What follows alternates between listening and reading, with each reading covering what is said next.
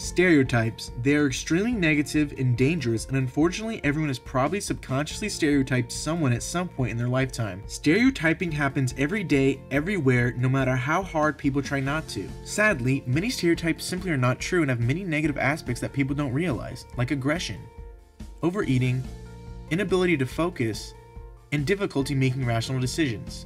Professor Michael Inslicht of psychology at the University of Toronto Scarborough did a series of studies on the matter and concluded that stereotyping has long-lasting effects. He said, "These lingering effects hurt people in a very real way, leaving them at a disadvantage. Even many steps removed from a prejudicial situation, people are carrying around this baggage that negatively impacts their lives." What's really concerning is that with the huge advancements in technology and media over the last decade, people are being exposed to stereotypes more and more. Being a former student athlete and having many friends that are athletes, I wanted to dive into this issue of the student athlete stereotype even more, specifically in television. Whether it's sitcoms, Netflix series, or just your local news, all likely have an example of stereotyping a student athlete in some way. In popular culture, student athletes are often perceived as dumb jocks, the popular kid, or receive special treatment. Why are student athletes often perceived this way? Well, it's the TV shows that people are watching every day and the media that portrays them as this. Obviously, not all student athletes are the popular kids, or are dumb jocks, or even receive special treatment. Of course, you can always find examples where this is in fact the case, but all student athletes should not be perceived this way, yet many people believe these stereotypes because of television. Sports is a huge industry for television.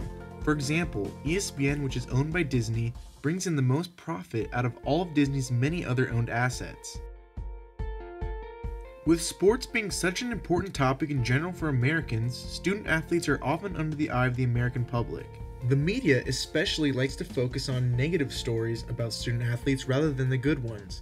Feel-good stories are nice, but scandal stories increase revenue. This concept of focusing more on the negatives further influences the public to perceive student athletes by stereotypes.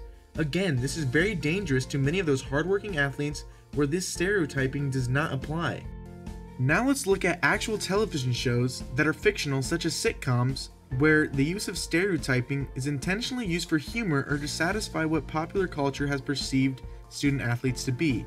In many shows, student athletes are portrayed as being dumb, superhuman, or also jerks or spoiled students who do not appreciate the perks they receive. A great example are the characters Puck and Brittany on the show Glee.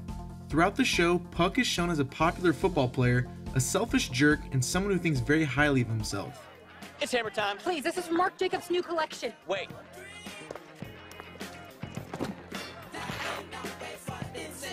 Okay. While Brittany, a cheerleader, is portrayed as the dumb blonde stereotype.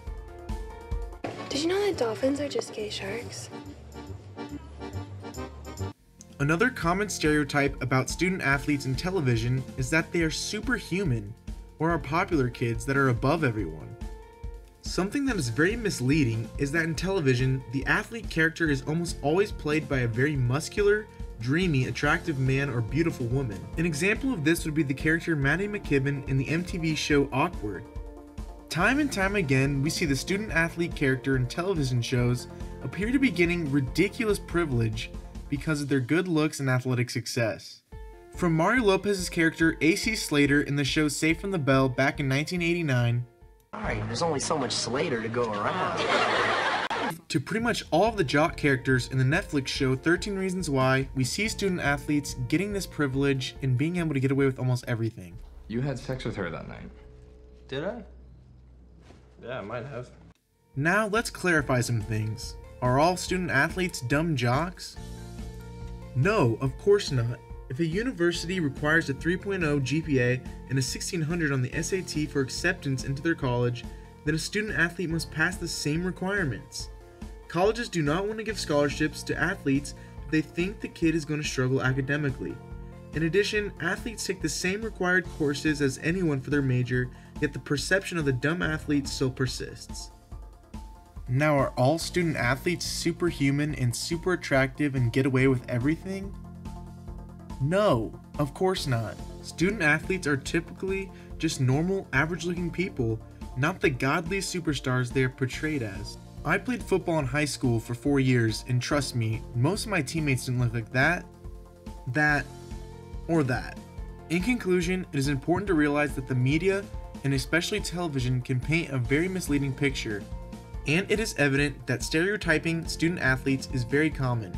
Stereotypes can create a lot of negative effects, and it is important not to read too much into them.